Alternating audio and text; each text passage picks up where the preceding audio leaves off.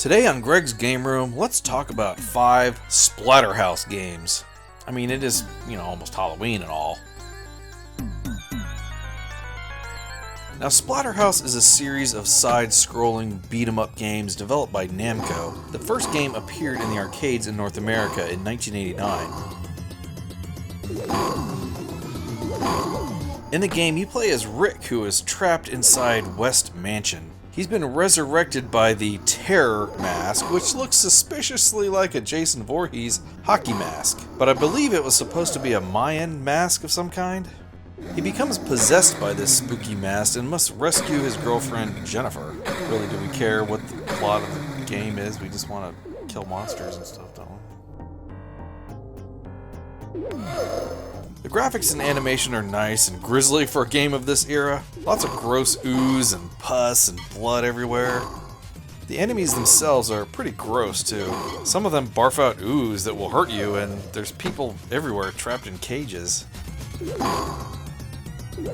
gameplay is pretty basic. You just move left to right, punching and kicking enemies.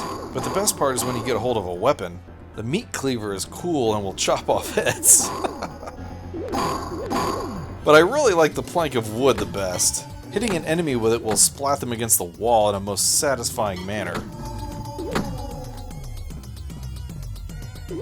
Sadly, I pretty much suck at these games, even with unlimited quarters, but the first couple of levels are pretty fun.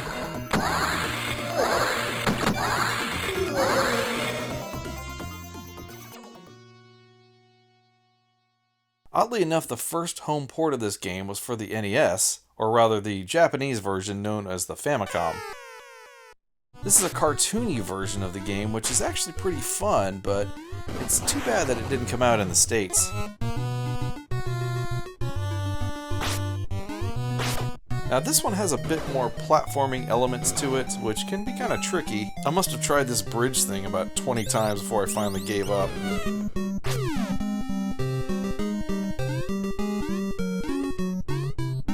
It's also a little goofy. Just look at this dance number with Dracula.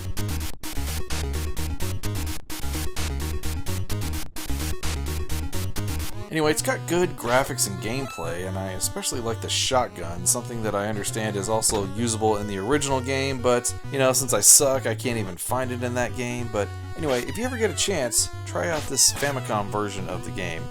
It's a little different, but it's still really fun.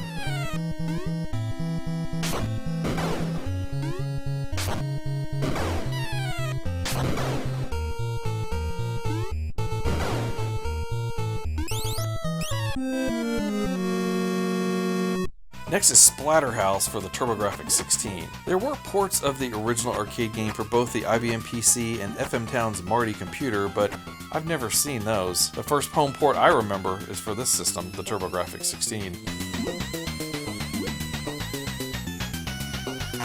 When I originally saw it, I thought, wow, this is actually exactly like the arcade game, but little did I realize how much was changed due to the graphical limitations of the system and the sensitivity to certain imagery.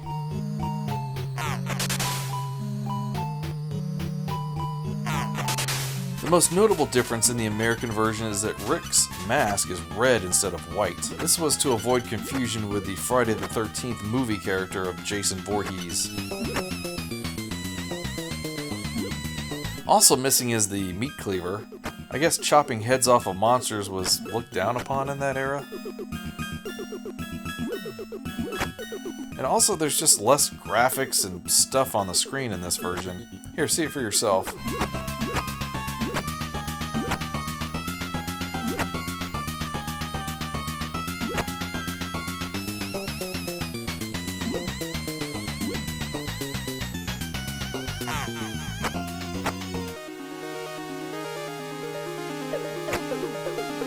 Otherwise, the gameplay is basically the same, and I suck at this one just as bad as I do the original arcade.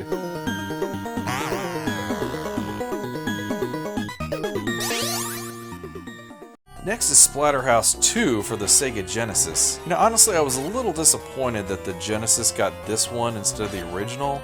Maybe there was some kind of a licensing problem and they couldn't port the original game to the Genesis. I don't know. Anyway, this is obviously a sequel to that original game, and it's basically the same style of gameplay. You move from left to right, beating up monsters with your fists and feet and sticks to rescue Jennifer, I guess. Now you'd think that the graphics would be miles ahead of the turbo version, but there's really not that big of an improvement. Don't get me wrong, it has more parallax scrolling in the backgrounds, but it's kind of bland in comparison. Hey, at least Rick's mask is white this time.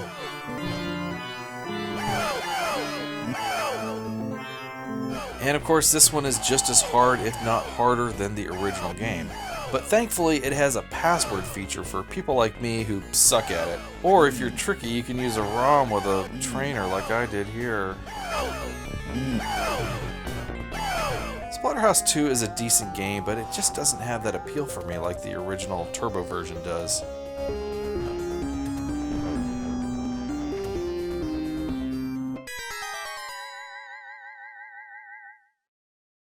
For our last game, let's talk about the wild departure that's known as Splatterhouse 3 for the Sega Genesis.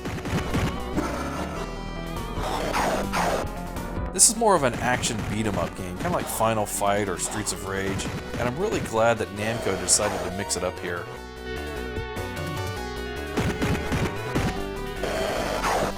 Apparently the story goes that Rick and Jennifer got married and had a kid named David, and it looks like they've been kidnapped again or something.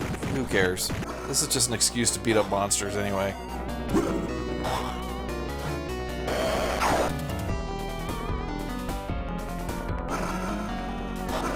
Besides this big difference in gameplay is the branching storylines, and there are 4 different endings. Your first goal is to reach Jennifer before the timer runs out or she dies. There's this handy dandy map that you can bring up after you clear a room that will help you find Jennifer.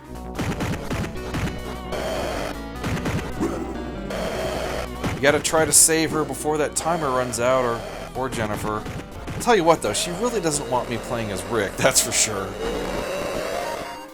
One of the cool things is that you can get these energy orbs that, when activated, will give Rick superpowered strength. I think he looks pretty darn awesome, all ripped up and everything.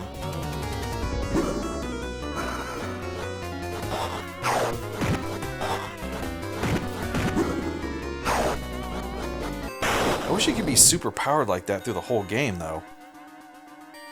Anyway, this is a fun beat-em-up if you like horror and gore. Definitely a change of pace from the original games.